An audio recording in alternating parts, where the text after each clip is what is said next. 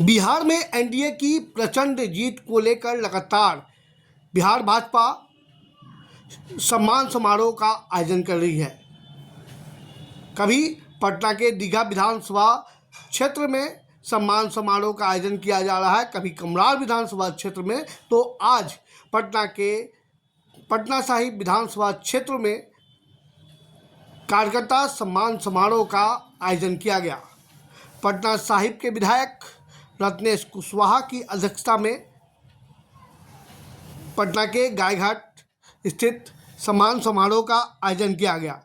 इस मौके पर बिहार भाजपा के दोनों डिप्टी सीएम विजय कुमार सिन्हा, बिहार के गृह मंत्री व डिप्टी सीएम सम्राट चौधरी, बिहार विधानसभा के पूर्व अध्यक्ष नंदकिशोर यादव, पूर्व केंद्रीय मंत्री सह सांसद रविशंकर प्रसाद सहित तमाम भाजपा के दिग्गज नेता मंच पर दिखे।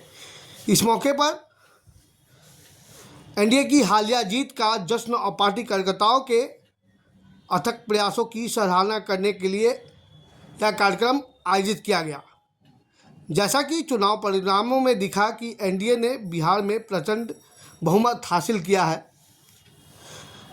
जिससे इस तरह के उत्सवों का माहौल बना हुआ है और लगातार इसको लेकर बीजेपी उत्साह से लबरेज है और लगातार जो है जश्न मनाने का काम कर रही है। इस मौके पर विधायक रत्नेश कुशवाहा ने सभी को धन्यवाद देते हुए कहा कि यह जीत सिर्फ एक चुनावी सफलता नहीं बल्कि पटना साहिब के विकास की नई शुरुआत है। इस मौके पर बिहार के डिप्टी सीएम सम्राट चौधरी, बिहार विधानसभा के पूर्व अध्यक्ष नंदकिशोर यादव, बिहार पटना साहिब के विधायक रत्नेश कुशवाहा सहित बिहार के डिप्टी सीएम विजय कुमार सिन्हा ने मंच से क्या कुछ कहा। शासन के लिए कहीं सीसीटीवी कैमरा लगा रहा, ट्रैफिक की व्यवस्था की जा रही, और कई जो अपराध है, गंभीर अपराध है, इतना भी व्यवस्था हम लोग खड़ा कर रहे हैं कि जो गंभीर अपराध में लोग अपराधी हैं उनको 6 महीने के अंदर ट्रायल कराकर उनको जेल के अंदर बंद किया जाए, इसकी भी व्यवस्था हम लोग फास्ट ट्रैक कोर्ट से करने जा रहे हैं। अब कोई माफिया हम तो चिन्हित करा रहे साथियों, अभी तक 400 लोगों को चिन्हित करा चुके हैं। ये दारू माफिया, बालू माफिया, जमीन माफिया, ये छूट नहीं सकता है। और ये तीनों को, आपको भी कोई लगे कि इस तरह का माफिया आपके समाज में खड़ा हो, उसको जरूर सूचित कीजिए। एक एक माफिया को जेल के अंदर बंद करना है, नहीं तो बिहार के बाहर भगा देना है। चलिए, अभी हम लोगों के पास 1 करोड़ युवाओं को नौकरी और रोजगार देने का कमिटमेंट किया। 1 करोड़ को नौकरी देने का कमिटमेंट, इसके लिए नई सरकार के पहले कैबिनेट से प्रयास तेज हो गया। बिहार में 25 नई चीनी मिल खोली जाएगी। पहले से 9 चीनी मिल बंद पड़ी थी, उन्हें भी चालू किया जाएगा। और एक चीनी मिल में प्रत्यक्ष या अप्रत्यक्ष मेरा लघु सीमांत किसान मजदूर, जिसको हमने श्रमिक बनाया, प्रधानमंत्री नरेंद्र मोदी जी और बिहार के मुख्यमंत्री जी ने उस श्रमिक वामपंथ कांग्रेस राजद के लोग मजदूर को मजबूर बनाया, लेकिन एनडीए के लोग श्रमिक बनाया। सृजनकर्ता, निर्माता और विश्वकर्मा का संतान करके हमने सम्मान दिया है। और भगवान विश्वकर्मा का उस श्रमिक के द्वारा विकसित बिहार बनाने के, विकसित भारत बनाने के संकल्प को हम साकार करेंगे। आज बिहार में नए 11 टाउनशिप विकसित किए जाएंगे। उनमें 9 प्रमंडलीय मुख्यालय के अलावा सीतामढ़ी और सोनपुर को भी शामिल किया गया है। बिहार को पूर्वी भारत का नया टेक हब के रूप में विकसित करने के उद्देश्य से defence corridor, semiconductor manufacturing park, global capability centre, mega tech city, fintech city की स्थापना का भी निर्णय लिया है। ये टेक्निकल हब बिहार के प्रतिभा का सम्मान होगा।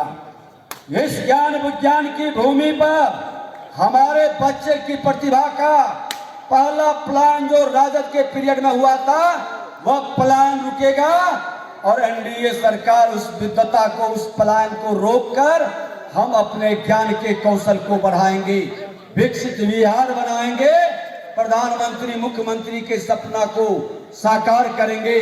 बिहार के न्यूज एंड इकोनॉमी के अंतर्गत एक वैश्विक bank and hub global work place के रूप में विकसित करने के लिए उच्च स्तरीय कमेटी का भी गठन किया गया। स्टार्टअप एवं पटना साहिब का काम मैंने जनसंघ के समय से देखा है, और जितने पुराने लोग हैं, जितने नए लोग हैं, आपको ये जानना चाहिए कि जनसंघ में दीपक पहले ही खिला था। राष्ट्रीय स्वयंसेवक संघ में कैलाशपति मिश्रा यहाँ प्रचारक थे, और उसके बाद से जो प्रक्रिया चली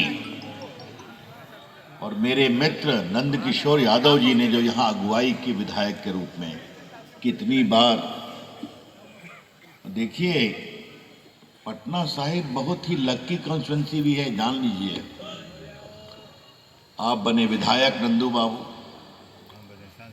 आप प्रदेश के अध्यक्ष बने, आज हैं और जीवन भर हम सभी के नेता रहेंगे। वैसे नंदकिशोर यादव जी, सबसे पहले हम उनको अभिनंदन करते हैं, उनको प्रणाम करते हैं, उनको सम्मान करते हैं। मित्रों, मैं आज बड़ा भावुक हूं। 14 तारीख को मुझे टिकट पार्टी ने दिया और आपकी सेवा में यहां भेजा, और मैं कुछ आप सबके नेतृत्व में, आप सबके प्रयास से जीता हूं, लेकिन मैं कुछ पुराने पल को आप लोग के बीच में साझा करना चाहता हूं। 14 तारीख को जब मेरी टिकट की घोषणा होती है तो सबसे पहले माननीय नंदकिशोर यादव जी ने एक वीडियो जारी करके, और वो कहते हैं कि नई पीढ़ी का स्वागत है, नई पीढ़ी का स्वागत है। ये भारतीय जनता पार्टी का संस्कार में संभव है। मित्रों, जब मैं उनसे मिलने जाता हूं, आशीर्वाद लेने जाता हूं, तो आशीर्वाद देते जो पहला बात हमको माननीय नंदकिशोर यादव जी कहते हैं, वो कहते हैं कि तुम्हारा मैं प्रस्तावक बनूंगा, किस दिन तुमको नॉमिनेशन करना है। तो वो प्रस्तावक हमारे बनते हैं, और प्रस्तावक बनने के बाद से, नामांकन के बाद से जो पूरी चुनाव की रणनीति आप सब लोगों ने देखा, माननीय नंदकिशोर जी ने पूरा चुनाव संचालन का जिम्मा अपने जिम्मे लेकर, और एक कार्यकर्ता को जो 14 तारीख का आप ही के बीच में, आप ही की तरह काम कर रहा था, संगठन का काम कर रहा था, उसको अगले 14 तारीख को, 14 नवंबर को विधायक बना देने का काम नंदकिशोर यादव जी और भारतीय जनता पार्टी करती है। मित्रों, सब लोगों ने चुनाव संचालन का बहुत काम देखा होगा, लेकिन कई चीजें नहीं देखी होगी। चुनाव संचालन माननीय नंदकिशोर जी तो कर ही रहे थे, लेकिन साथ ही साथ नितिन जी भी, उनके जो बड़े सुपुत्र हैं, वो जाके खाजकल्ला के वार्ड और बूथ घूम रहे थे। आप देखिए उस पूरे परिवार का लगन। और जब मैं चुनाव जीत के उनके घर जाता हूं, तो उनका पोता ऑस्ट्रेलिया से, मेलबर्न से आके और मुझे वोट डालने आता है। जिनके दादा का टिकट मुझे मिला, वो पोते आकर मुझे वोट डालते हैं। ये भारतीय जनता पार्टी के संस्कार में संभव है, नंदकिशोर यादव जी के संस्कार में यह संभव है कि एक कार्यकर्ता को इतना सम्मान मिला है। मित्रों, मतगणना के एक दिन पहले का एक प्रसंग बताना चाहता हूं। हम चुनाव लड़े, मुझे कुछ अता पता तो था नहीं, हमको एक दिन पहले बुलाए, कहाँ हो? तो घर गए, तो देखिए कि 3-4 तरह का कागज अपने टेबल पे रखे हुए माननीय नंदकिशोर जी, बूथ वाइज डेटा, मंडल वाइज डेटा, विधानसभा वाइज डेटा, पिछले 5 वर्षों के चुनाव का डेटा, और निकाल के कहे कि तुम 5 राउंड तक पीछे चलेगा, टेंशन मत लेना, कोई चिंता नहीं करना है, 6ठा राउंड नहीं तो 7वां से तो तुम पक्का लीड करोगे। ये कौन चिंता करता है भाई? उनका तो काम चुनाव लड़वा के जिता देना होता है, लेकिन मानसिक तनाव भी ना आने दे, ये कोई बाप स्वरूप, अभिभावक स्वरूप सिर्फ और सिर्फ नंदकिशोर यादव कर सकते हैं, उनका यह काम है। मित्रों, बहुत बड़ा विरासत मिला है। आज सवेरे एक हम विकलांग हॉस्पिटल में गए थे, वो भी माननीय नंदकिशोर यादव जी द्वारा खड़ा किया गया है। उन्होंने कहा कि खाली विधायक नहीं बना है, ये जो सेवा का मेरा बहुत बड़ा विरासत है, इस सब को संभालना पड़ेगा। तो मैं आज पटना साहिब के एक बूथ के स्तर के कार्यकर्ता के सामने आपको ये आश्वस्त करता हूं, आपके सामने निवेदन करता हूं कि आपके सारे आकांक्षाओं को कभी छोटा नहीं होने दूंगा, कभी भी आपको कभी कोई शिकायत का मौका नहीं आने दूंगा, ये मैं कहना चाहता हूं। मित्रों, ये सिर्फ भारतीय जनता पार्टी में हो सकता है कि एक सामाजिक कार्यकर्ता को चुनाव लड़वा के दिलीप जायसवाल जी के कमेटी में जब मिथिला का जिम्मेवारी मिलता है, उसको रातों रात विधायक बन जाने का काम मिलता है, और सिर्फ जिसके साथ कभी ना काम किया हो, यहाँ से 80% कार्यकर्ता मुझसे मिले नहीं थे, 90% कार्यकर्ता 14 तारीख से पहले, वो सब रत्नेश बनकर, आप सब रत्नेश बनकर यह चुनाव लड़े हैं, और सब आपके चेहरे पर वोट मिला है, आपके काम पर वोट मिला है, और आप विधायक बने हैं, ये मैं कहता हूं। इसलिए आप सबको मैं बहुत हृदय से प्रणाम करता हूं, हृदय से आप सबका आभार व्यक्त करता हूं, और आप सबको एक बार जोरदार अभिनंदन और प्रणाम। एक बार जोरदार नारा लगाइए, बोले भारत माता की, भारत माता की। और एक बार भाजपा के संस्कार के लिए माननीय नंद किशोर यादव जी के लिए एक बार आग्रह करता हूं कि सभी लोग दोनों हाथ उठा के करतल ध्वनि से ताली बजाकर उनका स्वागत करें। बोले भारत माता की। बहुत बहुत धन्यवाद।